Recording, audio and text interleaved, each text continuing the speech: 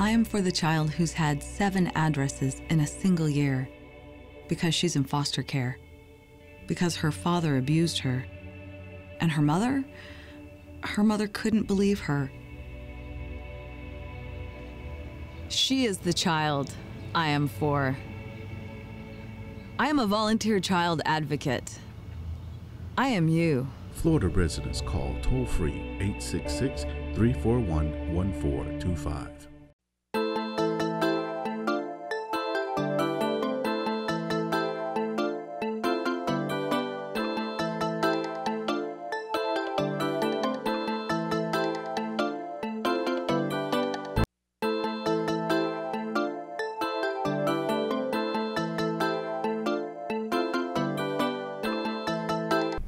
Good evening. Welcome to another edition of EDuTV. I'm your host, Greg Perkins, and today's guest, he is actually from my hometown. We have, I want to say Mr. Sam Thomas, but I know you have a rank. What do you normally go by? You still use? Well, right now it's Mr. Thomas, but in the military it's Senior Chief Thomas. Okay, Senior Chief Thomas, okay. And the reason we have Mr. Thomas here, aside from being from one of the greatest small towns in America, Moorhaven, Florida, is that he received a Shine Award in November from Governor Scott. And the Shine Award basically acknowledges individuals who've done military service, and they've taken that knowledge and they've transferred it to the classroom. So I'm not going to talk too much more. I want Sam, for you to tell us about the Shine Award. Then I want you to tell the people about your military experience and how some of those skills translate to the classroom and what you're doing there. Okay, well, first of all, good afternoon. The Shine Award was recognized for teachers throughout the state or your district that the governor was giving out for good work in the classroom. And it also tied in this year with Veterans Day. So at his cabinet meeting, he also gave the award and also recognized veterans who were in education now. Okay. So it was pretty good. Okay, congratulations. Now, and you did, what, 21 years in the military? 21 years in the Navy. Okay. 21 years. Coming from the small town that we came from, about 2,000 people, I always tell people lots of sugar cane and cows, right? Yeah. So, but that military experience, tell me about that and what you learned from it, how you were able to take some of those small town values along with your experience in the military and a lot of things that you learned. Well, when I first joined the military, I remember going to my first ship in Norfolk, Virginia, and my first reaction was, "Uh-oh, not in Moorhaven anymore." Okay. So I was pretty nervous, but once I got on the ship, it was just the same thing. It was community and working with everybody. So once I got down, got my feet under me, it was pretty easy. Just treat people like people and got to see the world. My first tour was in Naples, Italy. Wow. On the ship. I've never been to Italy. See there, kids? You can use the military to travel the world for free. Not for free, you still got to work, but go ahead. I'm sorry, Sam. Went all over the world. Went to South America, Japan, Malta, been all over the place. And you see different people and how they treat and respond to how people are people. They don't look at you far as your color or your makeup. Just treat with respect. And I work with a lot of foreign dignitaries, training, coalition groups, and it just, in coming from that to the classroom, it was almost an easy transition. Oh, okay. Train. And now, you chose the Navy. Is there any particular reason why you chose that branch of the service?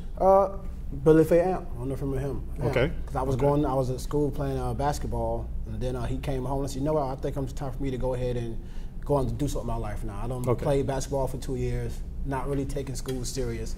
I said, but I know I didn't want to go back home and do nothing. Right. So he came home, we talked, and it took off from there. Okay.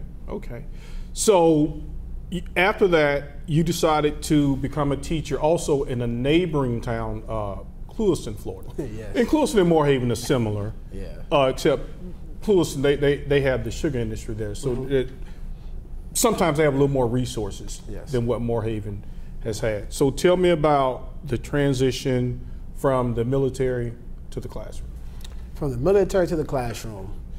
Well, at first it was intimidating because I'm not working with grown men anymore. Now I'm working with, teenagers, 13 or 14-year-old kids. And in the military, I had one way of doing things.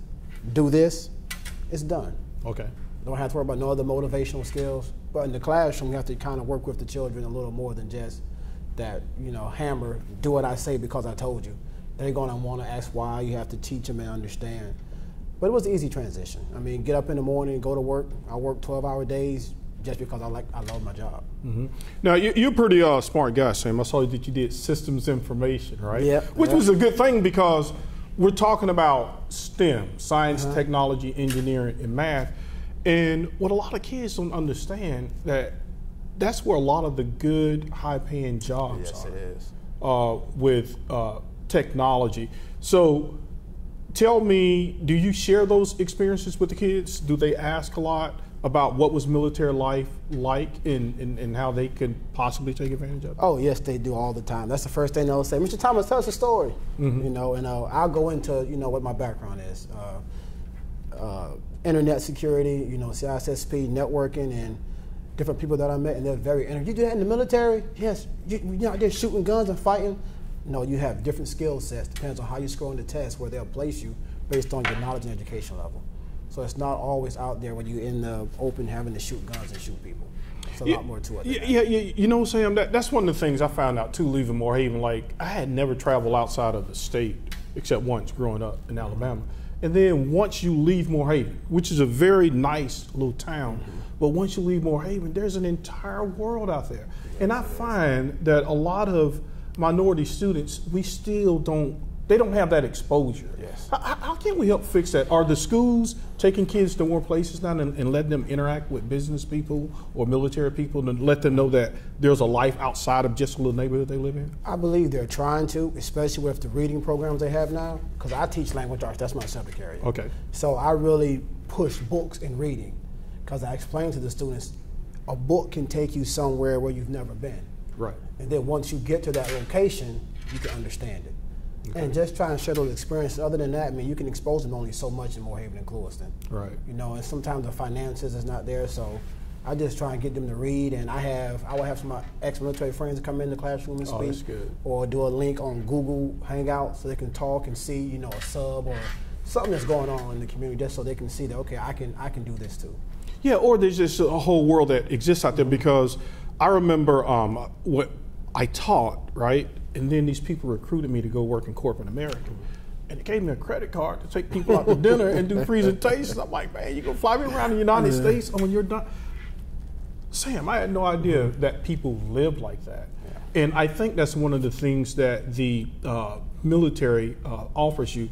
Now, what are some of the other advantages of the military? Because I know that once you do so many years, they'll pay for education. Tell us about that. Oh, yes. If you do 4 years, you get the GI Bill. And not only does it pay for whatever school that you get accepted to, they'll also give you a stipend for a cost of living allowance. So they pay for your entire college education? Everything. And a stipend? And yes. And after only 4 years? 4 years. Jeez. And you get the cost of living allowance. They pay you once a month for living expenses. Do you think most kids know this? Because I know that the recruiters got to be going to the schools, talking to the kids. Are they listening to them? I can say I teach middle school, but I know when I came up, it was what my mom was always like, when you finish high school, you're going to college, you're going to the military. Right. You're not staying around here. So I kind of think it's not just recruiters, I think it's the family and other people in the community that needs to get that message across that there are other options besides just finishing high school and sitting around the neighborhood not doing anything. Right, and kids don't know that in the military you have all types. Even if you like music, they still have the military band. They have everything that any college or school would have. Basketball, football, baseball, track, if you want to be a horse racer, if you want to sing, they have everything there for you to get into it and do it. It's almost like being in college, but with a good paycheck and get to travel and see the world. Right. And you gain experience. Oh yeah, very valuable experience. Now, in the classroom, do you have a particular style that you use with the kids? Because I know now that a lot of times schools and school districts, they almost try to give you a cookie cutter approach to teaching kids. What's your style for reaching kids? Because we're going to talk about some of your assessment results in the next segment. But I just want people to get a feel for how do you communicate with today's young learners? Laid back like I am right now. Come in the classroom, strict, have my rules set up. It starts at open house. I lay down my ground rules for the parents and say we have to get involved like fighting a fire. You got the parents, you got the teacher, and the students. We must all work together. And after we do that, I mean, it's just, I tell the kids, it's a team. I don't know all the answers. If you have a question, you can ask me a question about anything that you want, as long as it's back to the material. And we just stay focused on the standards, and I'll make it more like a discussion. Oh, okay. Rather than just a lecture. I try to facilitate more so than just talking. Right, so you're actually treating and respecting them as an adult, trying to get them to respond back to you, helping to develop their critical thinking skills? Critical thinking skills, yes sir, you hit it right on the head. Because that's big in the military, problem solving. Yes it is. You know, I think a lot of kids now, when they see a problem, they give up, right? Like, no, you got to work through it. For the most part, it's a solution to every problem. So how do you inspire the kids? Because a lot of times when you see kids in class right now, they say, what do I need to learn this stuff for, Mr. Thomas? What do you say when the kid says that to you? What do I need to learn this stuff for, man? Well, how is this going to help me in my future? I can explain it to them. I said, there is no job in today's world where you're not going to get a certification for it. You can't even drive truck now unless you pass the test, get certification. That's right. If you can't read, how are you going to fill out an application for a job? Okay. And if you don't have the education, do you want to be a sheep or do you want to be a leader? Okay. Because if you can't think for yourself, I can tell you, okay, go get in line. Let's go to lunch. And all you're going to do is get in line and go to lunch. Right. Now, I remember growing up in Moorhaven, I just wanted to get out of there because I'm like, man, this place is dead. It is bored, right? So I just kind of created a little dream in my head. And as both of us, we're African Americans, obviously. How can we let our kids know? Because Sam, I get sick and tired of seeing the bad stats about us in prison, about the achievement gap. What's going on? How can we make more of a difference? I know we can't save everybody, but how can we make more of a difference for our African American, especially male students? But you know, all kids will be included in this, but especially for us because we always seem to be a tad bit behind everybody else. I think we have to have honest conversations. Okay. I mean, very honest and blunt, and say sometimes how we behave is like animals. Right. Okay. I mean, what Lady Margaret says, war is what happens when language fails. Okay. So if your first reaction is always to fight or to curse someone out or to not take a step back and try and listen and learn, what's going to be your response? I think we don't have those discussions enough, very honestly and brutally honest, and just put it on the table and show how it affects everyone. Yeah, because but we got to find a way to get it out there to them, because I know the teachers, you guys have a huge challenge, because sometimes it doesn't matter what you teach in that classroom. You still have to have parental support. But you can't go into the house and teach the parents how to teach the kids. So how do we overcome that? Now, I must admit, for me, the administration I work for and the parents, they've all welcomed me with open arms. I mean, in my style, I am very honest with my students. I mean, you come in there with your pants hanging off your butt, that's not how you're supposed to go into a job. Okay, so you hold them to a higher standard. Yeah, and I tell the parents, you don't need to send your child to a school like this. No, you're pretty bold there. You tell the parent that? Yes, I do. Yeah. And I started open house. I said, now, when you leave outside of my door, once you cross my threshold of my classroom, this is how it's going to be. Right. Now, once you leave out that threshold and go back home, that's what your parents tell you to do. But once me and the parents talk, we understand we're trying to get that child to a certain place and change that behavior. Because right now, 13 to 12 can be cute. Okay. But when you're a grown man, now it's not cute anymore. Now you're going to be held for those consequences of those actions. Hold that thought, Sam. Hold that thought, ladies and gentlemen. We'll be right back with our second segment. We'll get into some testing issues. We'll be right back. Are you proud to be Hispanic? Hispanics in Florida now have the first Hispanic car license plate in the United States. Be a proud Hispanic. Put the Hispanic plate on your car. I want to be a doctor. I want to be a scientist. I want to be an engineer. I want to be a police officer. I want to be a professional dancer. By getting the Hispanic plate for your car, you will support scholarships and community programs. Call now or visit HispanicAchievers.org. Welcome back. Greg Perkins, host of EDuTV. And for those of you all have just tuned in for the second segment, we are with Sam Thomas. Sam was a recipient for the Shine Award. I actually met Governor Scott Yeah. It makes you a very important person. But folks, we were talking about Sam. He received the award because he spent 20 plus years in the military, and now he's teaching, because each week on this show we try to solve all the problems in education, and we have a very good representative for doing that, Mr. Thomas. Now, Mr. Thomas, we left off on that first segment. We were talking about reaching the kids, and you're saying, Greg, you know what? We got to speak real to the parents, and we also have to speak real to the kids. So can you continue that conversation in terms of how you're motivating the kids in your classroom to become better learners? Yes, I just, when we doing our lessons, and I try and go over a broad area of subjects, not just from one point of view.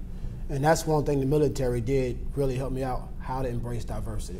Okay. You know, and in the classroom, I try and make sure everyone is well represented, and we speak well, we talk about everything, not just from, you know, African American point of view or right. white point of view. We bring in the Hispanic, we bring in the Oriental, whatever it is in the classroom. I'll make sure every student is represented, even if it's just one person.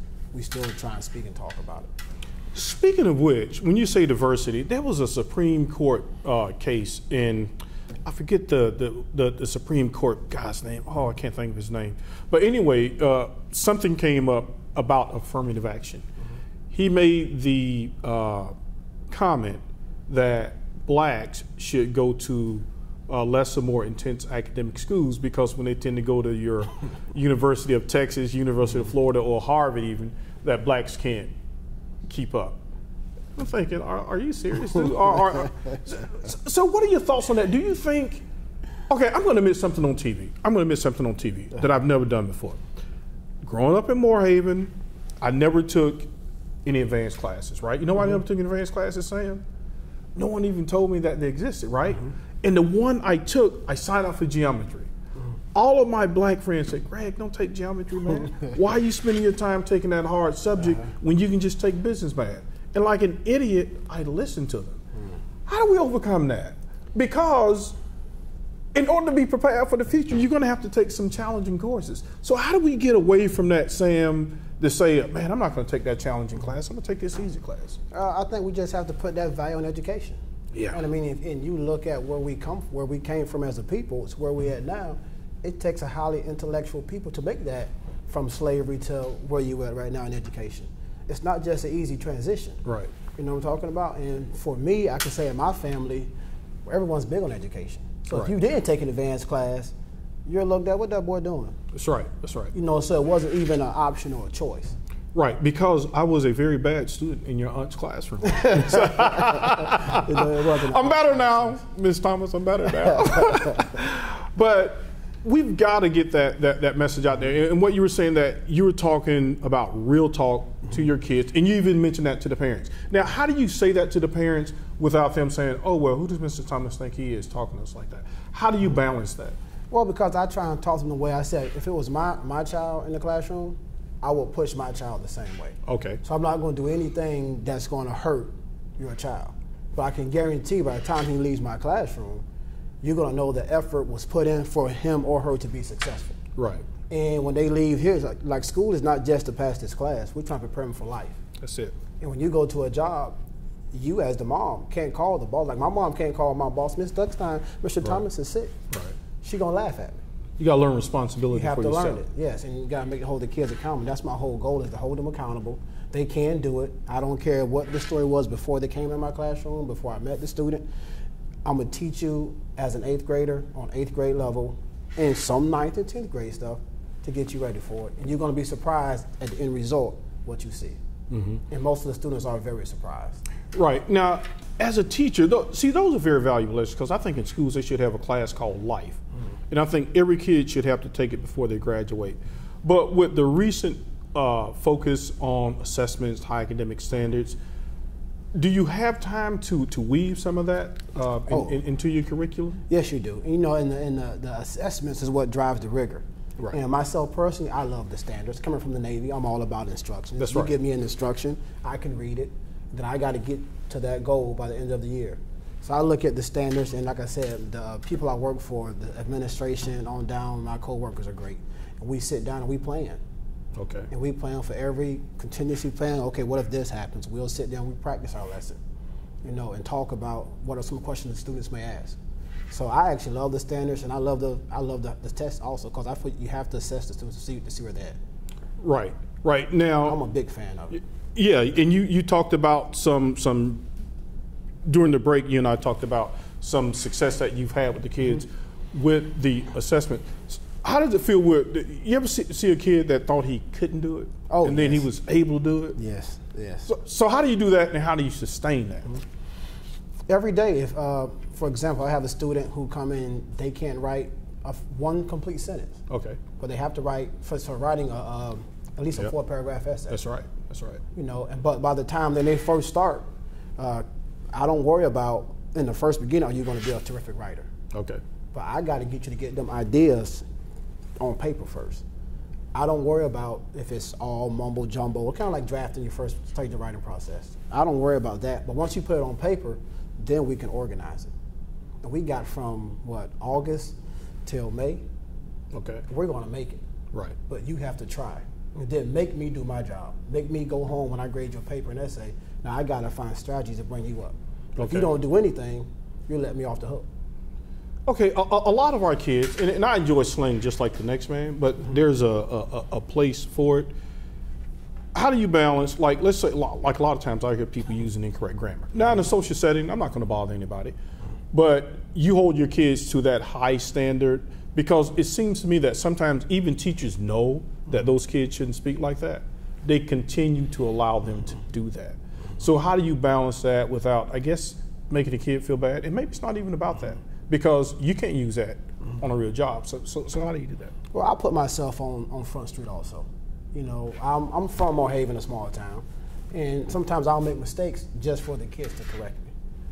And I let them know just because you say something wrong or use it incorrectly doesn't mean you're not educated. Right. You're just not thinking. Right. Everybody does it.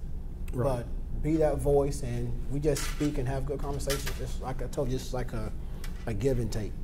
Right. So it seems to me that you have a lot of constructive back and forth with your kids. So you guys are actually having a dialogue. In a relationship, Yeah. So there's some learning taking place. Now, we were talking about diversity. So I'm trying not to get in too much trouble here. With a lot of the minority kids being behind, do you think that culture, not understanding certain culture behaviors, plays a role with maybe some teachers feeling that they can't reach the kids because of a cultural divide there?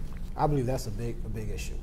A lot of teachers, people, I'm not going to say I don't know that many, have spoken to me about I can do things that they can't just because of my skin color.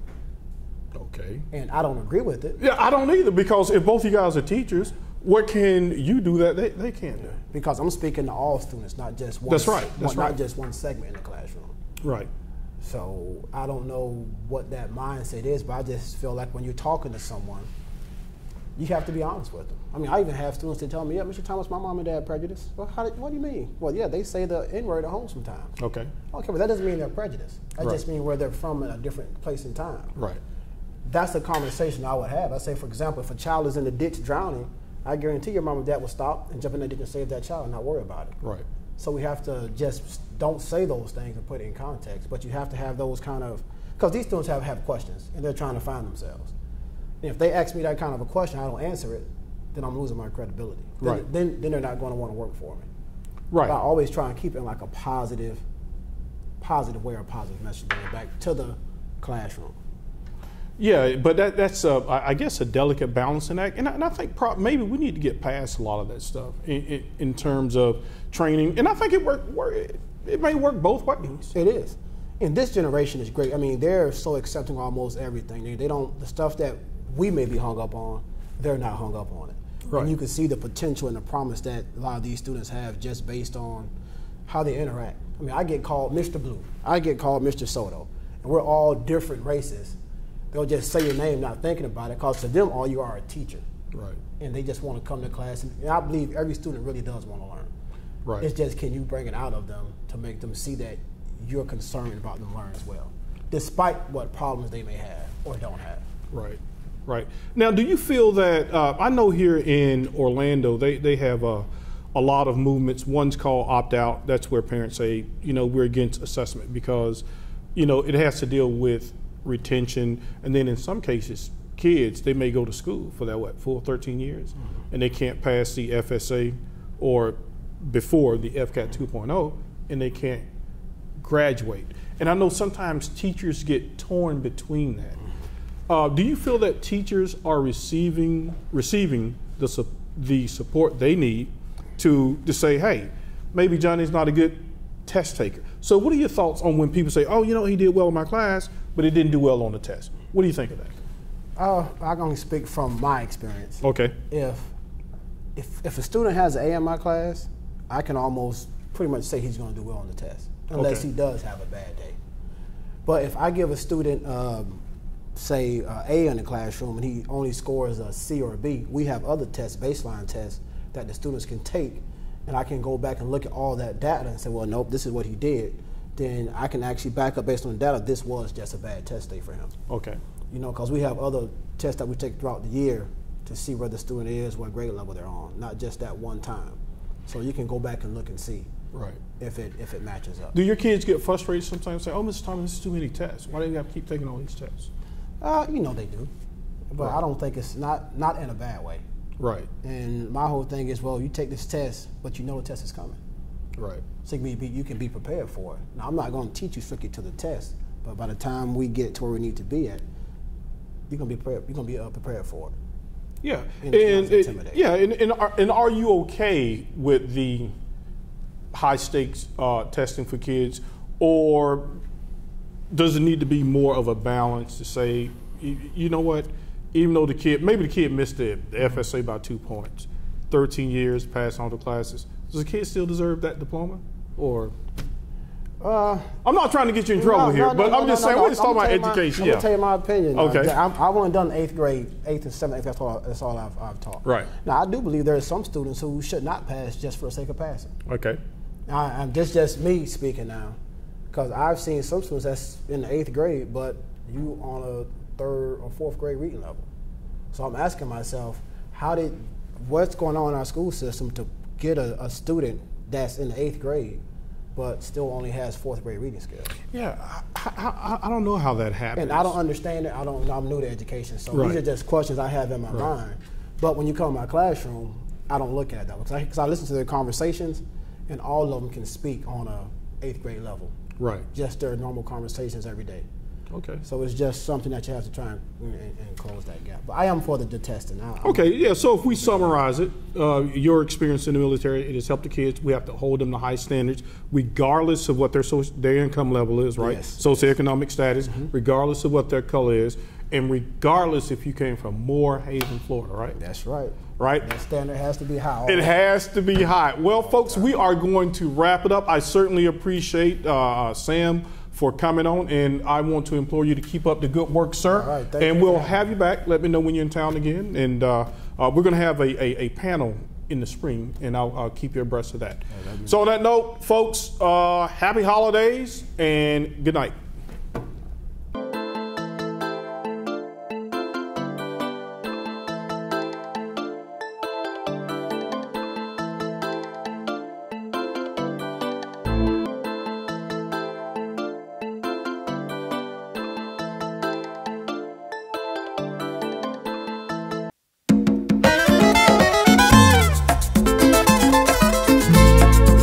En el vecindario todo es fiesta y alegría, porque ya el boricua tiene la cerveza que quería.